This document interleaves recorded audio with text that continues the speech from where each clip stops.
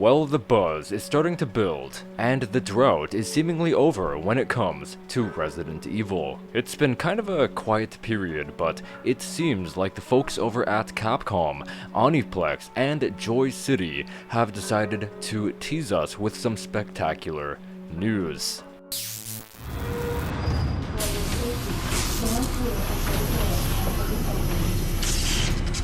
Welcome to Nest. Enjoy your visit.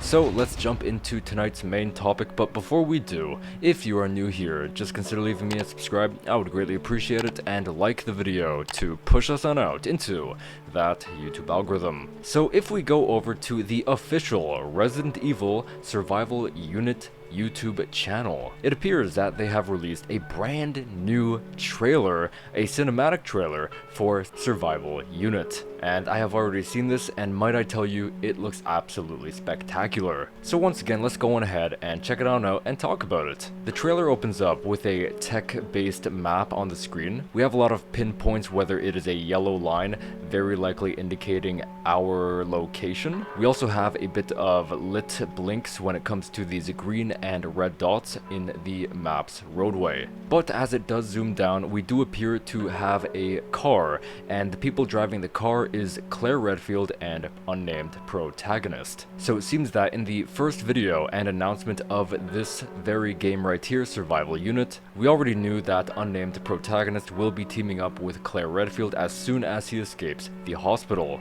And it appears that we see this here. Unnamed Protagonist is seen to have a laptop on his lap, and he is typing and doing some stuff on that laptop, and what is on the screen happens to be very similar to what we saw at the very beginning of the teaser trailer. And if we look to the top left corner of the computer screen, we can see the name Anthony. It is unclear what Anthony is referring to. Anthony could be the name of unnamed Protagonist, or it could be the name of the computer system or software that he's using on his laptop. But anyway, as the two drive around the infected streets of Raccoon City, we get this really cool overview of the entire infected city, and as you can see, it is littered with fire rampaging around the streets. And honestly, I do really like this interpretation of Raccoon City, again making it feel a lot more large and robust than it did in the remakes. This is another really cool shot of unnamed Protagonist. My brother actually had a theory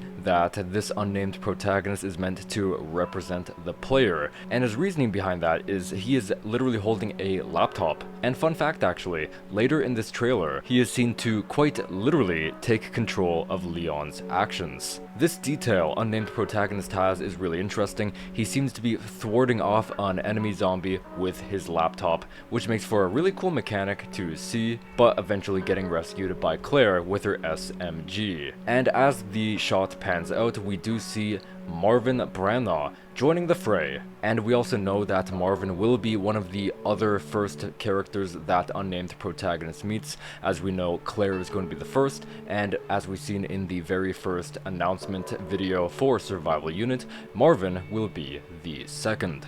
This shot over here has our three protagonists currently staring up in the sky, getting distracted by a red flare being launched in the sky. And it appears that that flare has been tracked on unnamed Protagonist's laptop. And as the flare goes up in the sky, we do see this helicopter joining the battle, eventually turning into a shot of seeing Ada Wong. It is unclear if Ada is the one that did initially send the flare. We can see that she is holding some sort of gun. Once again, we do not know if that is a flare gun or one of her pistols, for instance. But nonetheless, really cool to see her acting like Ada, sort of watching from the skies without anybody knowing. With their backs against the wall, we have Leon Kennedy and Jill Valentine. They are shooting a bunch of zombies with their pistols. I absolutely love this scene right here. This is ultimate fan service here, ladies and gentlemen. So if you guys have noticed right here, when Leon takes this zombie on hand to hand, he performs two very similar moves he's performed in the past. The very first takedown move he does here on this zombie is one of his takedown moves in Resident Evil 6. And after doing that, he shoots the zombie and immediately turns around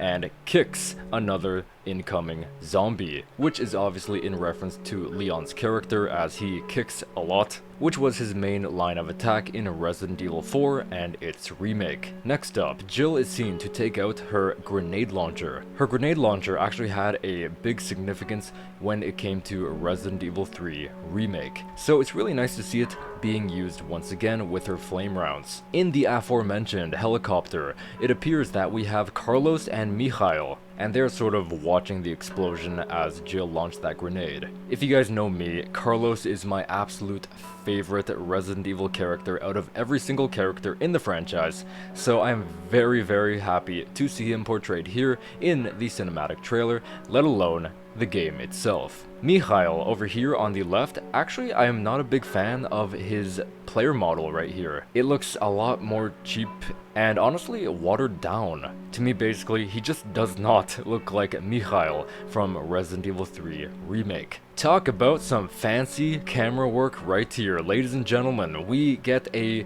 Left 4 Dead-esque, I want to say, sort of beginning of the campaign camera movement, pitting onto a few characters. Our first one here, we have unnamed Protagonist and Claire. Unnamed Protagonist is holding his laptop while pointing ahead, and Claire is shooting her UZI. This, once again, is another foreshadowing to how unnamed Protagonist is meant to sort of represent the player, as the player is in full control. And I really do like that detail, very clever and very unique. The fancy camera work then goes on to showcase Carlos on the ground doing what he does best, having a lot of fun with his assault rifle. Then transitioning once again over to Leon and Jill, looking as if they're sort of trying to meet in the middle with everybody else going towards the survival unit, while once again shooting a bunch of zombies in their way with their pistols. We then cut to this perspective of unnamed Protagonist's laptop. There appears to be a lot of red infected zombies. The green ones, honestly, I don't know what they represent. They might be some sort of special infected sort of zombies, like they're not common infected, to use again Left 4 Dead terms.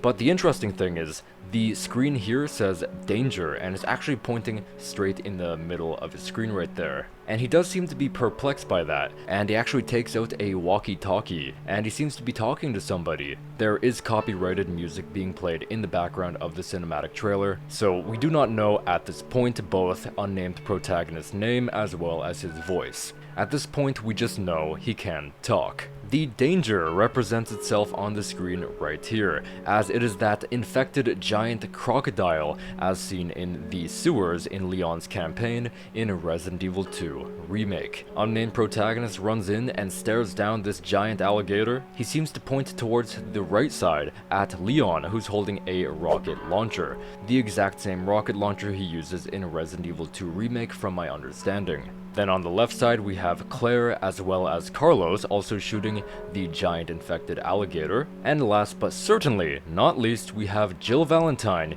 using that plasma gun featured in a Resident Evil 3 Remake. And finally, using that plasma blaster for what it was made to do, and that is to take down the BOWs, just in case they got out of hand. So once again guys, as I've mentioned earlier, unnamed protagonist is very likely being used to represent the player. And I think the way he casually did point at Leon does insinuate just that. Next up, we have this absolutely killer shot of unnamed protagonist, Leon and Claire looking up at this giant building. And what's above this building is a Dracula-like creature. And this is our first animated look and feature of the antagonist of survival unit known as Mortem. In a previous video, I did go on ahead and take a look at Mortem's design showcased in the very first video announcing survival unit, and now finally we get to see its design fully animated here. And might I tell you, it does look very ominous and dark and mysterious, and is still leaving us for wanting more. I never would have thought his hair would literally be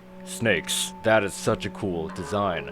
The wings look absolutely spectacular, and he has really sharp claws, and that thing coming out of his leg looks absolutely menacing. It almost looks like that his legs have some teeth of some sort. Either way, I cannot wait to see his full design in 3D and fully animated when possibly more promotional content comes out for survival unit, or if not, then the game itself. And the absolute money shot comes onto the screen when most, not all, but most of the protagonists show up looking straight up at Mortem on the roof of that building. We have unnamed protagonist, Leon, Jill, Claire, and Carlos. Absolutely cool. I really do love the laptop design featured in this game. It does remind me of the laptop model that the remakes use. Not one-on-one, but they are fairly similar in the thickness as well as the keyboard layout. And last but certainly not least, before the trailer ends, we get a small showcase of a few of the other antagonists that we can expect to see in Survival Unit. We have this amazing shot of Mr. X, the main antagonist in Resident Evil 2 Remake. We also have this creature, which I do not recognize from any Resident Evil game. From what I can tell, this is probably going to be a unique creature native to Survival Unit, similar to Mortem, but this creature to me does sort of remind me of Hunter B from Resident Evil 3 Remake, but with a little more of a human zombie-like touch. And I did notice something interesting about this creature here, and that is that his eyes do indeed glow red, similar to Albert Wesker in some degree, but more importantly, the Magini as featured in Resident Evil 5. Likewise, we have the Nemesis, the main antagonist in Resident Evil 3 Remake, and finally the logo splashes onto the screen, transitioning over to a few information points conveying that it's coming in 2025, and again, as we know, we can pre-register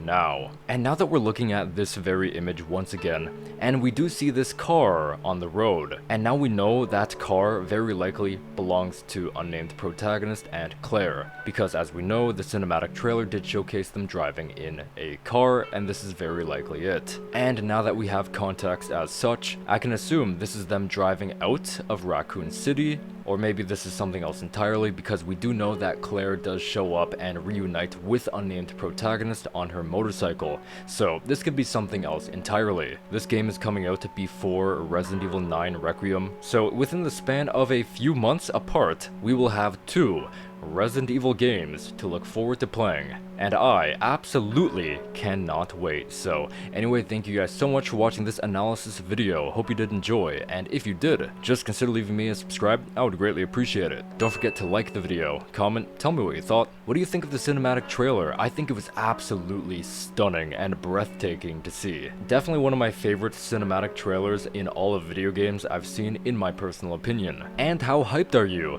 for Resident Evil Survival Unit? And with all that in mind, I will see you guys in the next one. Peace.